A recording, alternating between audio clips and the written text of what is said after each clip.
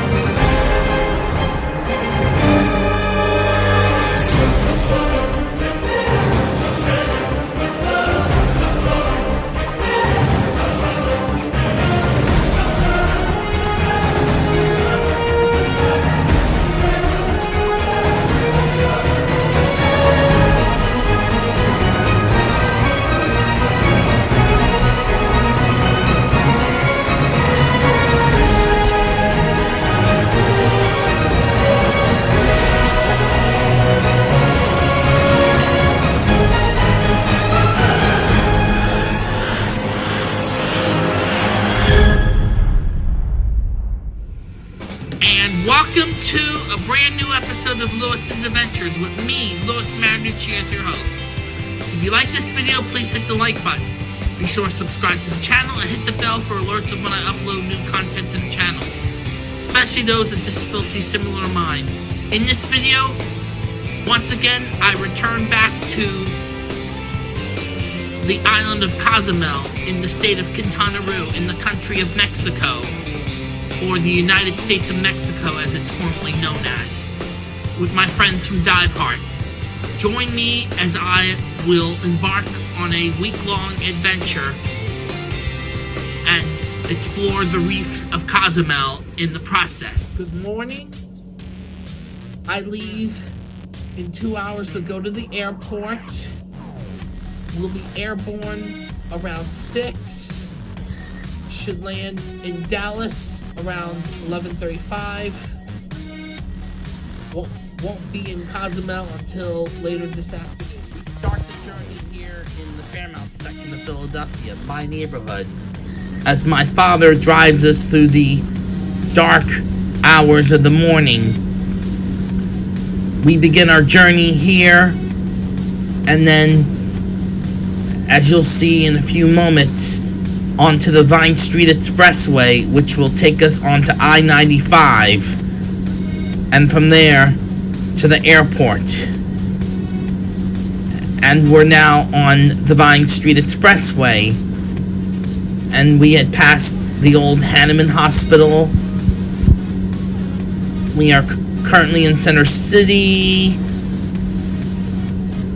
We're near the former home of the Philadelphia Police Department, the Roundhouse, and we'll soon be going past the Ben Franklin Bridge, which is in the background, as you see there, and then we will be going through Penn's Landing, then to the sports complex, and now we're past the Ben Franklin Bridge. We'll be near the sports complex very shortly, which happens to be the home of the Philadelphia Phillies, Philadelphia Flyers, 76ers, and the Philadelphia Eagles with Citizens Bank Park, the Wells Fargo Center, and Lincoln Financial Field, respectively. And of course, when we do head to the airport, we always go past Lincoln Financial Field and the Wells Fargo Center. And we'll be near the airport very shortly in this clip. The ride is smooth, and of course, now we're on the bridge, heading straight to the airport, and we will begin the first leg of our journey and wait for the plane to take us to Dallas. But before we do that, get to the gate, we have to get through security, which is with the TSA, which is definitely important when going to the airport. You always have to go through checkout with the TSA because of the fact they make sure nothing suspicious gets through. In the end, the process is easy, but it can be overwhelming at the same time. But if you know what you're doing, you'll be fine, and you'll be on to your destination very soon. Well, I made it through security, and myself and my mother are on our way to our gate. Takeoff was smooth, thankfully. I'm not the best flyer, so turbulence at the start always sets me on edge. But this time it was like butter. As we climbed above the clouds, as it was already light out. The flight itself, well, was mostly uneventful, which honestly is exactly what you want on a flight. I did have my headphones, mainly my AirPods, in while watching movies on my iPad and TV shows, and also trying to listen to some music on my phone. Midway during the flight, as I had ordered a Coke and some water, I accidentally spilled those drinks in the seat next to me. But despite that, the flight was mostly uneventful. I apologized to the man who was sitting next to me, and he moved to the rear. I felt so embarrassed, I admit. Despite that, everything was smooth and calm. As you see here, we're about to take off in Philadelphia for the 3-hour flight to Dallas. We were just taxiing, now heading on to the runway, and shortly getting ready to take off, which is what we did. As the plane is going down the runway, the moment I've been waiting for, saying goodbye to Philadelphia for the week. And it was so fun to see the plane lift off. As you see here, in my mind, I was saying, goodbye, Philadelphia. I'll see you in a week. The clouds were relaxing. They were smooth. They were kind. You see here, there's the Delaware River below. And then you'll see in a moment that will be above the clouds. And I'm glad to have been on this trip, even with the 2 flights which we had to take, because the previous trip I went on was a non-stop flight from Philadelphia straight to Cozumel. This flight, we had to fly to Dallas and then switch to a plane in Dallas, which took us straight to Cozumel. And now we're above the clouds and on the way to Dallas. And of course, as I already said to you earlier, I said goodbye, Philly. I'll see you in a week. And well, this part of the journey, despite me spilling my drinks, was mostly uneventful, and I'm glad I enjoyed this flight and got to Dallas very safely. And we just landed in Dallas, and the next and final leg of this trip will be starting soon. Hey everyone, now I'm talking about the second and last leg of the trip. As you see here, we are pulling out to taxi onto the runway at Dallas. The flight was uneventful, which is always a good thing. Unlike my last flight, I didn't spill soda on the seat next to me, so that's a plus. The flight was about 2 hours long. I spent most of the time listening to music and watching videos, as well as looking out the window. The views were amazing. I could see the ocean and coastline. The plane was pretty full. I got the seat at the end of the row while my mother sat next to me, and there was a man who got the seat at the window. We landed in Cozumel on time. The airport was small but clean.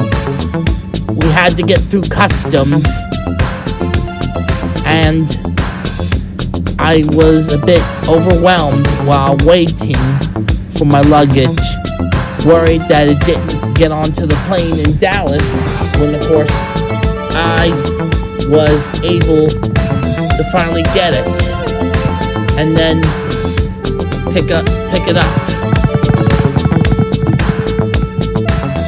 And then, as you'll see in a few moments afterwards, we took a cab to the hotel, and it was smooth sailing from there. And we just landed in Cozumel and just got through customs, and now it's on to the hotel. After my mother and I landed, we finally packed our luggage and hopped into a taxi to take us to the Windham Cozumel. The transition was also smooth and uneventful. Today is day one of this trip. This is the first full day, and later on I will be doing my checkout dive, as well as beforehand a little bit of mermaiding, which will also get its own separate video. It's gonna be a lot of fun today. So Cozumel, beautiful, right? Crystal clear water, amazing reefs, except for this one dive. Let me tell you, it was a journey. It was a shore dive that lasted about 20 minutes, but this clip is about 12 minutes and 19.3 seconds long. It's burned into my brain. I was excited, ready to explore the underwater world, but the weight situation started. I had been a bit lax about distributing my weights. Instead of properly putting them into my weight pockets, I kind of forgot to put them into my weight pockets. Rookie mistake, I know. I felt like a weeble wobbling my way to the entry point. I hit the water and nothing. I was floating like a cork. I tried to descend, but I was so buoyant. I felt like I was losing a battle with Poseidon himself. And then the weight shortage compounded things. Apparently, there were fewer weights available than divers that day. I saw a few people looking around, and I realized some of my weights had been redistributed. I was bobbling on the surface, trying to rearrange what was left, feeling like a complete idiot. I was kicking like crazy, but was not going anywhere. I was starting to feel a little panicked. Thankfully, my dive buddy noticed my distress. They helped me redistribute my weights properly and gave me a couple of extra weights with help from a friend of ours. Finally, I started to descend. After the initial chaos, the dive actually turned out to be amazing. The reef was stunning. We saw some incredible marine life, and once I was properly weighted, it was smooth sailing. It was a good reminder. Always double check your weights, distribute them properly, and be prepared for anything. Even in paradise, things can get a little weighty. But hey, It makes for a good story, right? Today is day 3, and hopefully I can redeem myself after my struggles yesterday during those 2 dives. All I gotta do is just get my groove back, and hopefully I'll bring some footage from one of those dives today. We had just boarded the boat with Kyle filming for Diveheart, and we are getting through the roll call, and we soon depart and head off to our 2-day dives of this trip, not knowing that I was going to do a night dive later on, which you'll see after this portion of the video. Bruce is the one doing the roll call, calling our names to make sure we are all present and accounted for on the boat. And then we set off to do our dives, and I definitely look forward to the actual dives themselves, as you will see very shortly in this portion of my video.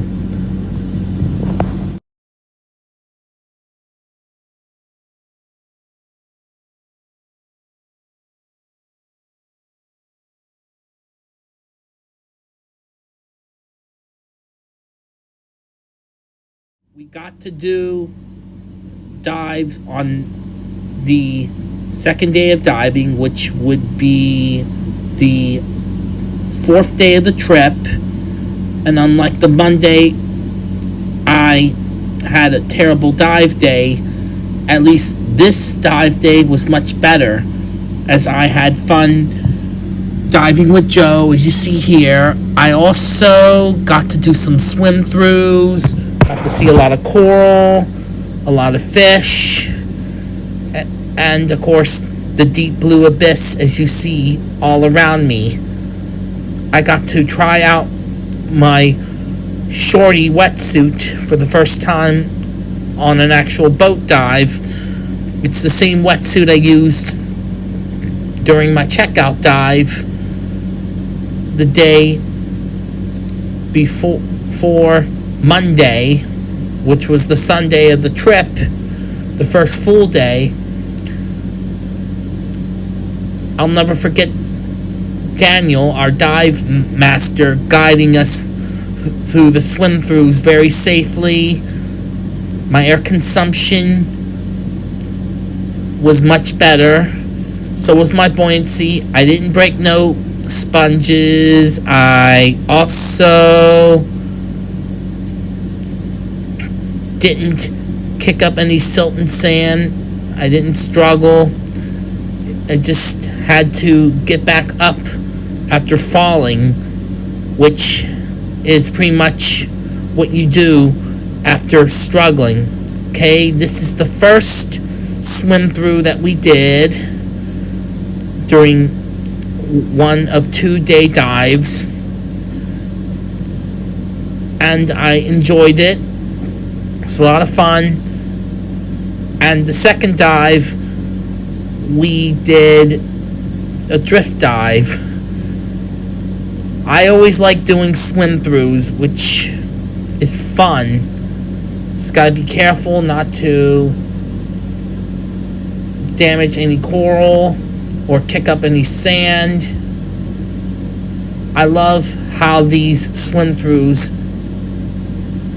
have caves in them. And of course, one of the divers brought their dive light with them, and it was a lot of fun. Much better than the Monday dives I did during this trip. Well, I'm going to do a night dive. I plan to bring you some pictures and footage from from my adventure in the dark. Myself, Tina Marie Hernandez, and Glenn Johnson, we are all about to dive into the abyss in the dark as we just started our night dive. I'm accompanied with my brand new dive light. It's very powerful and it helps me see what goes on in the dark at night during the said dive. We swim out to a certain point,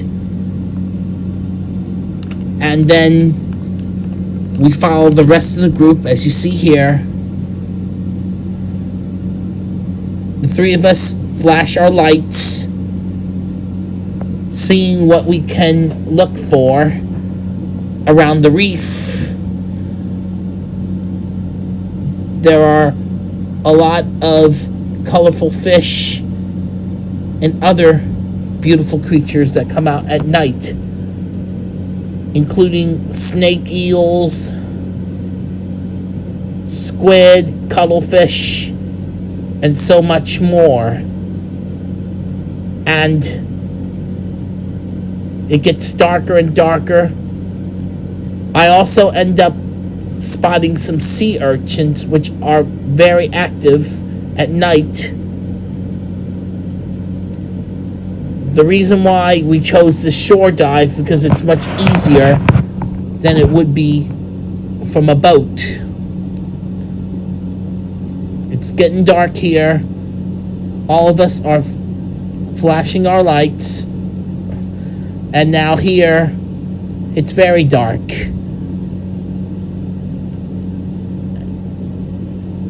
And it is as if we can't see anything, but in reality we can.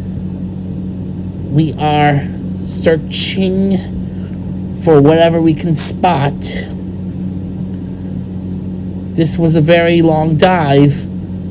I didn't get enough footage, mainly because I wanted to conserve battery power in my camera, but it was fun to still film this night dive.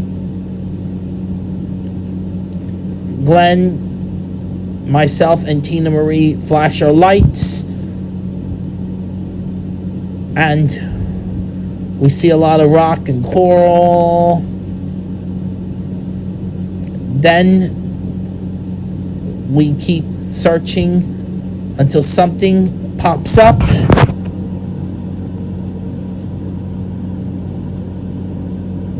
Of course, that's me behind Tina Marie as her fin is in front of me.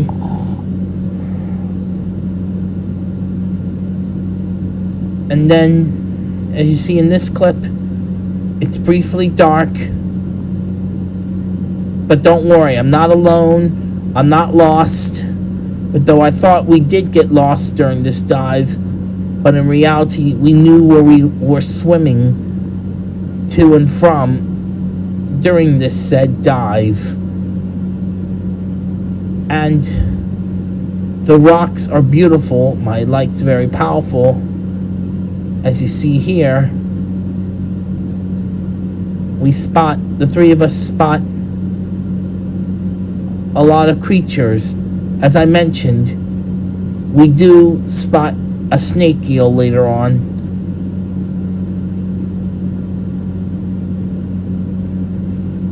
There is Tina Marie swimming in front of me.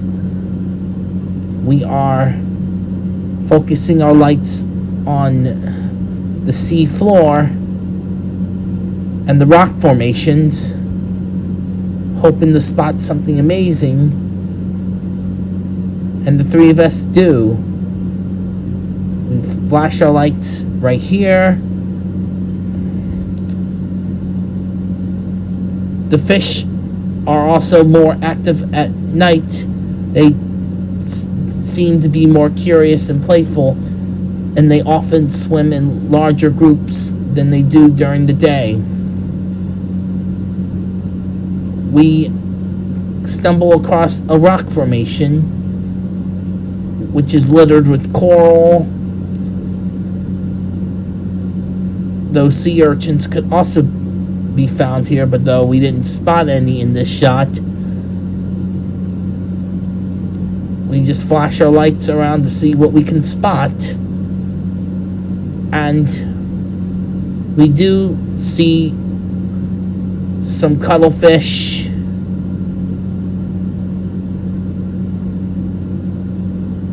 and other beautiful fish. As you see there, it briefly is black because it's dark.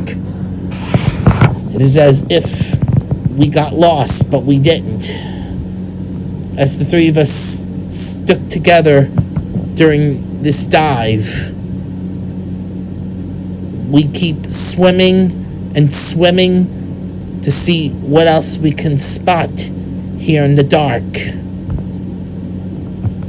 And this has been a fun night dive, despite my flashlight acting up in the dark. At least Glenn had a spare one, and I was able to finish the dive with no problems, and we got to enjoy this night dive, and I'll never forget it. Both Glenn and Tina Marie are great dive buddies to have. I highly recommend them to anyone who joins me or Diveheart in Cozumel, as there is no shortage of dive buddies within the Diveheart organization. And of course, we are swimming back towards the hotel, which in the end, I'll never forget this amazing adventure in the dark. And that's my light on the strobe setting, as I'm struggling to get the setting to be correct.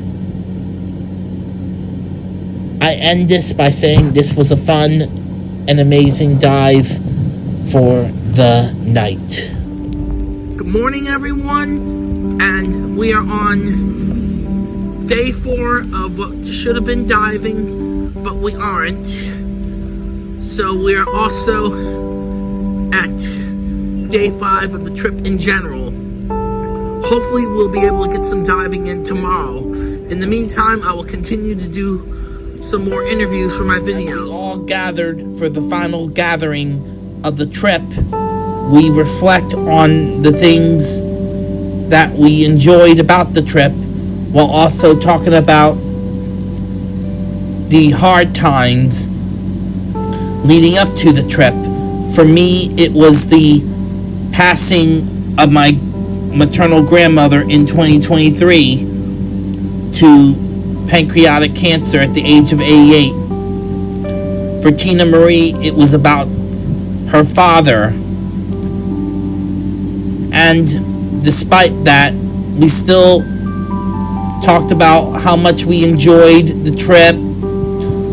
For example, even though we got blown out a couple of days because of bad weather and choppy seas, we were able to still enjoy it, still have fun, and not let it bring us down.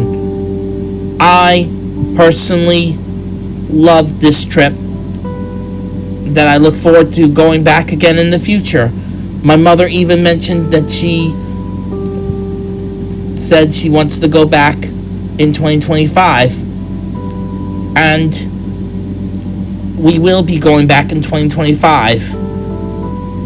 But we're not here to talk about 2025. We're here reflecting on what we did during the 2024 trip and how much of an adventure it was.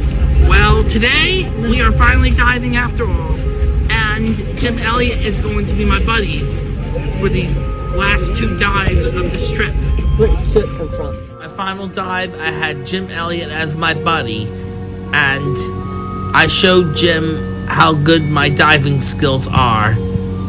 He was really a fun person to dive with, and I'll never forget that moment when I got into the water with Jim himself, and we got to see a lot. We got to do a little wall dive here.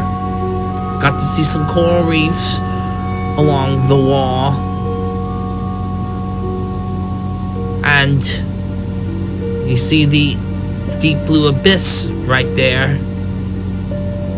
So we follow Daniel, our dive master. I will never forget this adventure in 2024.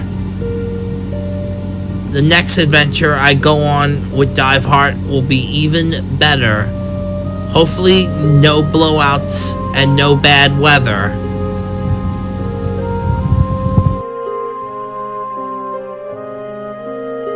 And now we're gonna start with the interviews. I start with interviewing my new friend Amy Silverman, followed by Bernard Lyles, and then the day we left Cozumel, Linda Roberts. I'm joined here by fellow adaptive diver and newcomer Amy Silverman. Hello. We're gonna talk to Amy about how she got into diving, why she became an amputee, and how she found Diveheart. Okay, we're gonna start with you, Amy. Okay. What would you like me to share first? How'd you get into diving?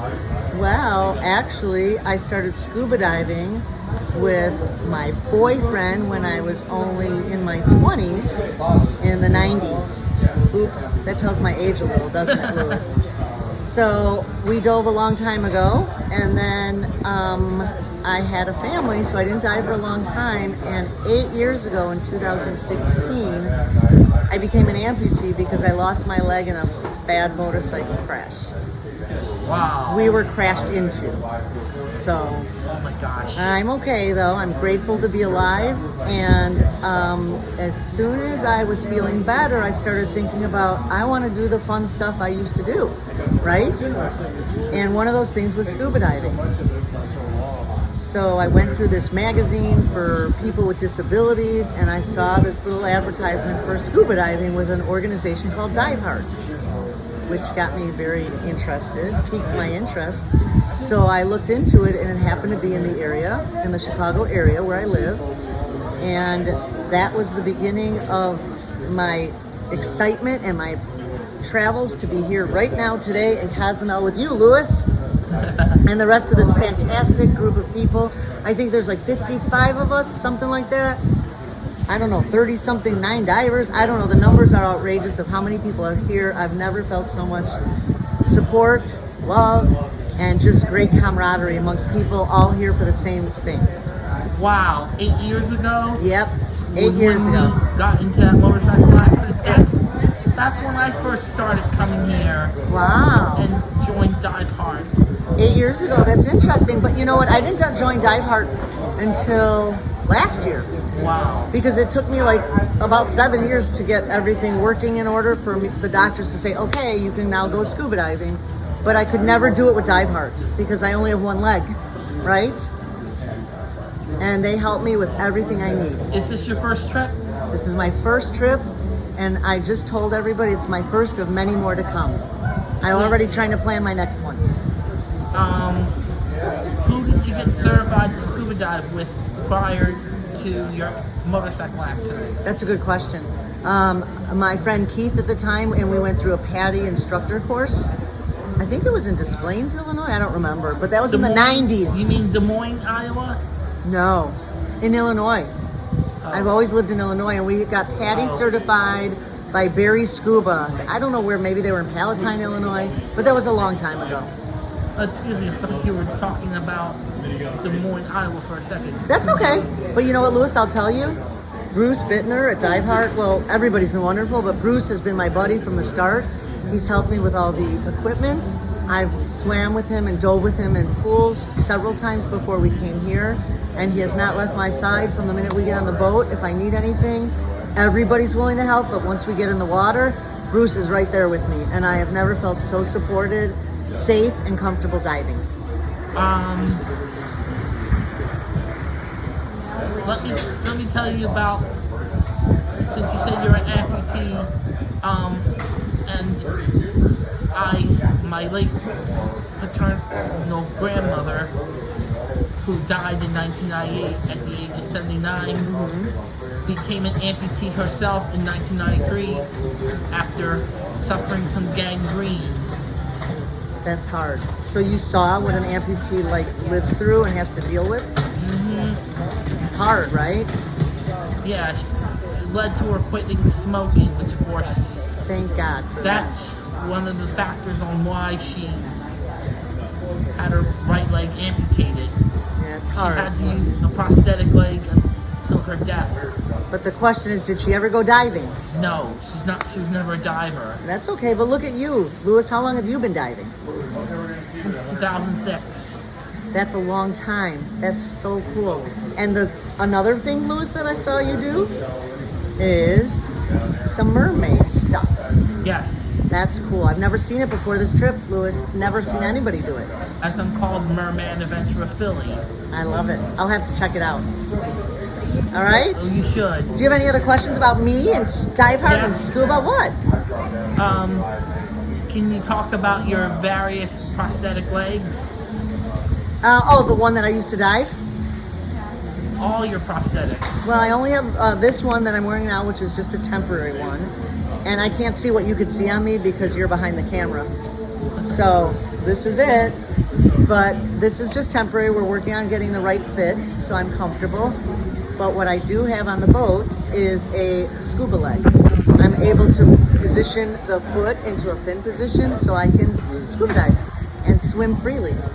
So I was blessed with that leg by a very generous man that wanted to support me in my endeavors to go diving again. A couple more questions. Do you use a sock when putting on your legs?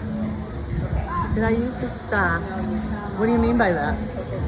You know, to make wearing the prosthetic comfortable.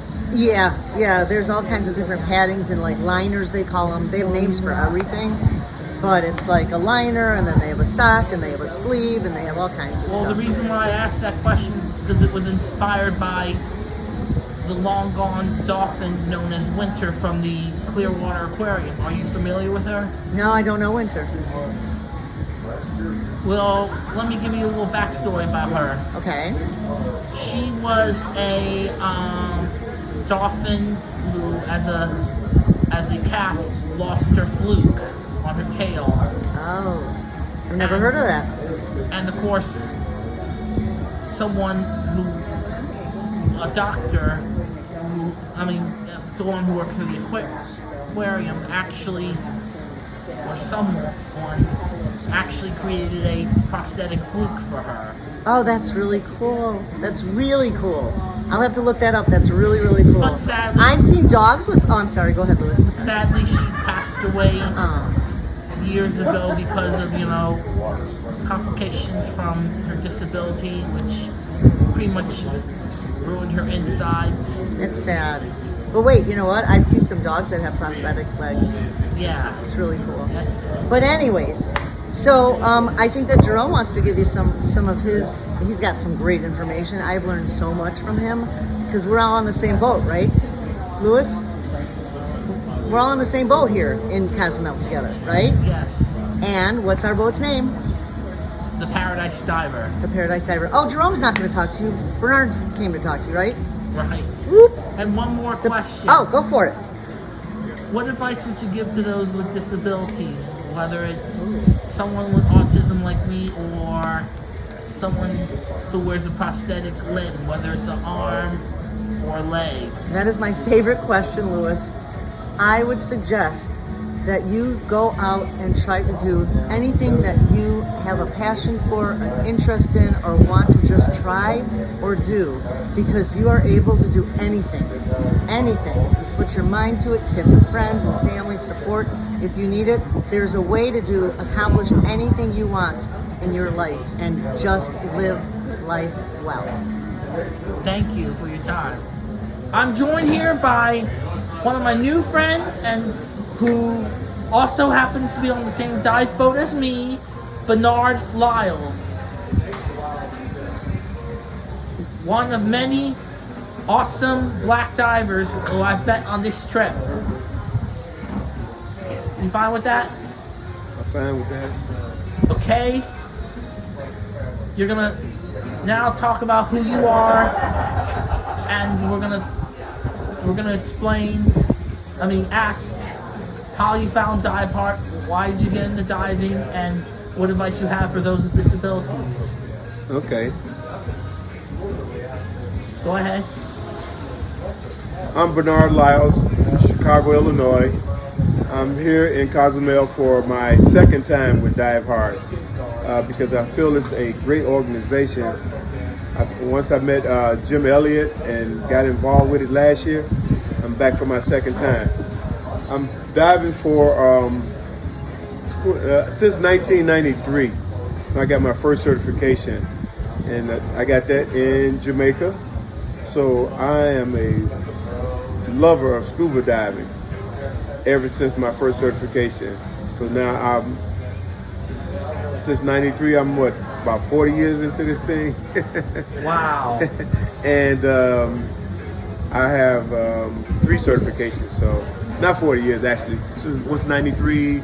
23. 93 That's like would be 30, 31. 31 years, yeah, 31 years into this actually. And I've acquired 3 certifications, so I'm currently a rescue diver. Through who? Through Patty. Cool. I'm currently a PADI open water scuba diver. I'm hoping to go get my advanced open water diver next year through them. Mm-hmm. That'd be great. And I'm also a PADI basic mermaid, PADI mermaid, and PADI advanced mermaid as well. Well, it's really great meeting all the people that came on this trip. Came on both trips actually, but this trip I've really got involved with quite a few more people because again, the Diveheart, it got to my heart too. That's one reason I'm back. And then again, I've met so many great people. And then on our boat, I've met you, I've met Amy, I've met a few more divers that are really inspiring for you guys to get out there and go down 80 feet to see the sharks and all that good stuff. So I'm on board with anything that Jim Ellis wants to do with the Diveheart, where I can assist in. Bernard, you said this is your second trip. What, did you go last December? I came in, I think that was August of 23. Yeah, I came in August of 23. So first time to Mexico, Cozumel, and it was, again, like I said, it's fantastic. It's beautiful. Cool. It's only a 3-hour flight. I'll be back again, Louis. Yeah, I'll be back too because this is my 5th trip. I've been going here since 2016. Okay. 8 years. Okay. So I missed you when I was here. I mean, you didn't come on the August trip, so I didn't get to only meet come you that on time. the December trips. Mm-hmm. Okay. So again, yeah, I'm scuba diver. I love scuba. I go around the Hawaii, Jamaica, now Cozumel, and a couple other places. I'm going to Buenos Aires next year too. That's my goal, to get to Buenos Aires for diving. So now let me tell you this. When I was 2 years old, I fell in love with diving when I seen it done by 2 people in a movie or TV show that they did a backward roll into the water with a tank and all the other equipment, and it would be 22 years later that I would actually get scuba certified myself. And that, my journey began when I was 2. It was something I always wanted to do since I was a kid. Okay, so you met your goal. Yep. Now, as for how did I get involved with Diveheart, it was simple. I Googled autism and scuba diving, and I found an article from WGN, and it mentioned about Diveheart the interview featured Jim. It also featured Glenn Okay. and his son Nick. Okay. But of course, afterwards, it led to me friending Jim on Facebook 9 years ago in 2015, which is also the same year I found that article. And then a year later, a friend of mine who used to live in Mexico down in Baja, but has since moved to London, the UK, England, to be precise, with her new partner, who's friends with Jim. She introduced me to him, and what I mean by introduced me, she convinced me to do the trip, and I had to fundraise, and it was like, I couldn't meet my full goal, but I still got to go. Okay. And then the rest is history, which is also funny. When I did go on the first trip, it's also when I met Tina Marie. Okay, yeah, she's a great person. Now, the person who certified me as an adaptive diver was a woman named Rachel Crane, who previously worked for Rainbow Reef Scuba down in Key Largo. Right. Then Yep. she later became the training coordinator, which of course that spot is occupied by Julie Smith. As Rachel moved on to work for National Geographic in tours as a naturalist. Great woman. Even though I couldn't get my advanced open water diver through her, because she's also a PADI instructor, doesn't mean I don't have no respect for her, which I do. A great person. Yeah. Without her, I wouldn't be motivated and persevering for my further dive adventures. Okay. Now, here's another question I have for you. I already asked, how did you find out about Diveheart? How did you become a diver? I want to ask, why did you become a diver? Why I became a diver? It was kind of accidental. I go down to Jamaica a lot, and I at one point took a bunch of kids down there for the triathlon.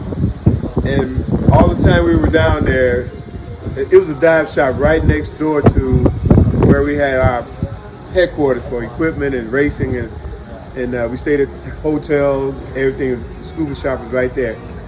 And 3 or 4 days after we got there, the scuba guys was asking, "Have you ever took scuba? Are you a scuba diver?" "No, I'm not a scuba diver." So they kept asking me to, practice, come and, do a class with them, because, they saw me swimming and leading the kids into swimming and stuff. So they kind of figured scuba would be something I would like. So once the triathlon was over and the kids and the parents went home, I had like 5 days to myself to be in Jamaica. And I went to the scuba shop and told them I wanted to take the open water course. So the first day they took me out into the pool, got to breathe with the regulator, looked and had to watch all the videos. And that same afternoon, Louis, they took me out. That was scary.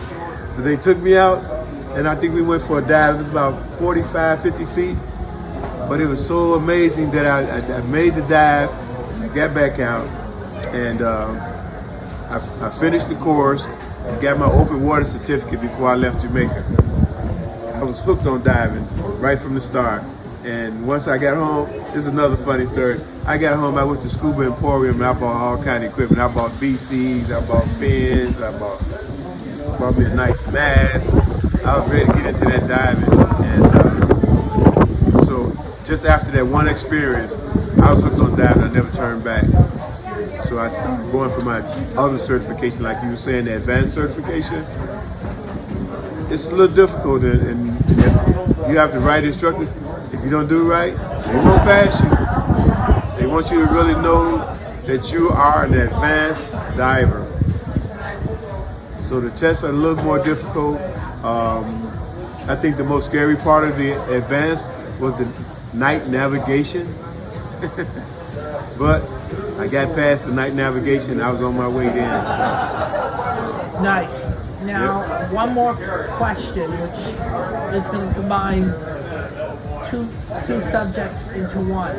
What advice would you give to those with all types of disabilities who want to get into diving, and to the minority community, people of color such as blacks, Latinos, etc., if they want to get into diving? Okay, as far as the blacks and Latinos, I'm a part of Windy City SEALs Scuba Club, and we are working on building a program for youth and minorities to get more involved in it, because again, most of our members are seasoned divers, and getting more young people into the diving, getting more minorities into the diving, that's our objective before we leave this place, to make sure to have that avenue. And as for people with disability, I'm going to refer straight to Diveheart, because this is a fantastic organization. I know it's another one out there, but this is the one that my heart is in too. There's more than one organization. But nothing, I don't think it's like this one. Well, some of those, let me just quickly tell you this. A few of those organizations have had ties to Diveheart in the past and are more like offshoots. Yep. They're not Diveheart branches per se, just their own separate little organizations, such as SAFE up in Washington State, Oregon State, Oregon. Okay. Ran by a couple of people who I met years ago named Debbie and Dale. I met them in 2019, and actually in 2017, and then I last seen them in 2019. They were also featured in Adapting to Dive. Okay. And then in 2017, I met these two people. Their names were Dale Davis and Carrie Ann Melendez. They run the organization Adapt Able. Okay. In Texas. They do their own trips, just as much as SAFE does, in addition to Diveheart. Okay. You said they were offshoots of Diveheart, like they were involved in Diveheart before? And then there's also another organization called Thresher. They're based in the Keys. Okay. It's run by one of the people who used to be involved with Diveheart, a woman named Wilhelmina Stanton, who I met during my first and second trips. Oh, okay. I never knew that. And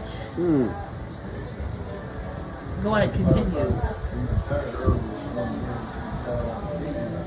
Continue what you have to say. That's great. So yeah, back to Windy City SEALs Scuba Club. Some of our members have been here with Jim for 6, 7, 8 years also. Really? So yeah, we're very attached to Diveheart, and I don't think we'll be starting an offshoot program, but we will be continuing to support the efforts and come to Cozumel in the different spots and be part of the Diveheart organization. Again, I feel this is a beautiful, inspiring, really needed, and Jim Elliott is the right name too. What Diveheart? I thought I had it. Thank you. I always wear my Diveheart stuff where I go. Thank you for your time. All right. I'm joined here by Linda Roberts. And she is one of the best adaptive divers I've met on my trips. When I first met her in 2019 during my third trip, she was full of energy. Well, Linda, I have a lot of questions to ask. Okay. So, how did you find out about Diveheart? I was at a spinal cord injury gala when I first heard about Diveheart. And then that was by my friend Peggy, Peggy. Got her and I, we live in South Florida, and we got through the training. We got through all of the regular training and then the 4 open ocean dives, and then we came here. I was a diver before I was injured. I started diving in 1987, and I got injured in 2004. And I did not find Diveheart till 2019 was my first trip. Which, of course, I remember you and Linda got certified on that trip 5 years ago. Yeah, well, we were already certified, but those were our first trip. Our first trip, and really they started our 5th and 6th dives as disabled divers. Yeah. Yeah, I mean, that's cool. Can't believe it's been 20 years since your accident. Can you talk about what exactly happened? You need a lot. I basically broke my back. I had a fall, and I broke my back right at my bra strap. And I got a little ambulance ride, a Tromhawk ride, and the fall just changed my life overnight. And so yeah, basically I had a fall. I broke my back at T7, and I got some hardware in there. Got titanium rods and some fusion and things like that, which makes me like a weeble. I wobble, and I can't sit up without holding on to something or leaning back on something. That's sad. Well, it's life-changing, and I think after a while you just get over it. It took me pretty much 5 years to kind of like say, all right, let's just do it. Let's just forget about all that stuff and stop whining, stop complaining, and just go for it. I'm glad it didn't bring you down completely. You're fine. I think that sometimes when you see people that, that feel the emotion, it just meant that it's very real, and it was a great experience. So who did you get certified through originally? I got certified through Diveheart down in South Florida. There was a branch of Diveheart down there that did spin off and became a group called Thresher. But yeah, they were the people that certified. Who did you originally get certified through before your accident? Oh, Patty, a guy named Mers that certified me in South Florida. I've been a Patty diver myself for 18 years, and I also found Diveheart one day in a random search on Google about autism and scuba diving, and that's where, there and behold, I found an article talking about Diveheart, talking about how the article focuses on Nick Johnson, Glenn's son. Also features Jim and also features Glenn. That was an amazing piece from WGN. Yep. Now there's a lot of videos out there from all different people. Diveheart's really built built profiles on people, so I think it's really interesting. Before you go on a trip, if you don't know who they are, I always go to the Diveheart YouTube channel, and you can see different people's profiles and see how they died and see who they are. Yeah, because 2 years ago, David Marsh interviewed me for my own profile. Yeah.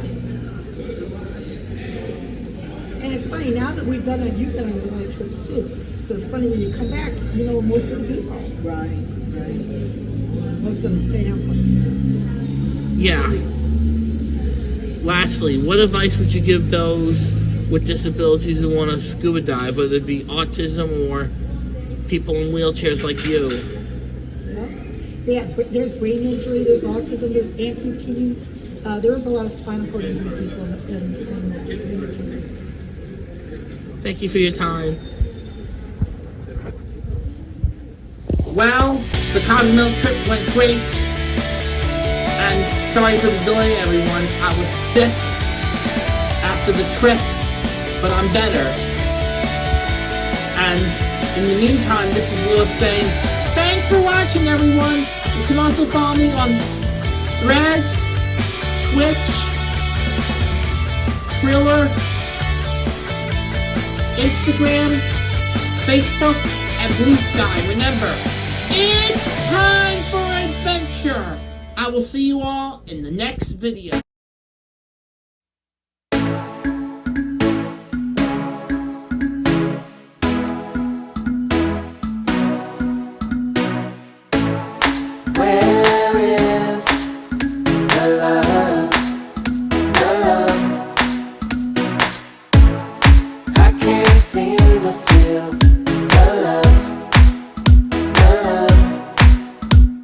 There'll always be a problem, but we got solutions. And if you want to win, add your contribution. So we are the people like the Constitution. So now is the time for your resolution. You wanna be free? Free, free. Then sing with me. Yeah. You wanna be free? Then take that leap. Take a dive, take a dive, take a dive. I see you striving, diver. I see you climbing, diver. I see you diving. Take a dive, take a dive, take a dive. I see you striving, diver. I see you climbing, diver. I see you diving.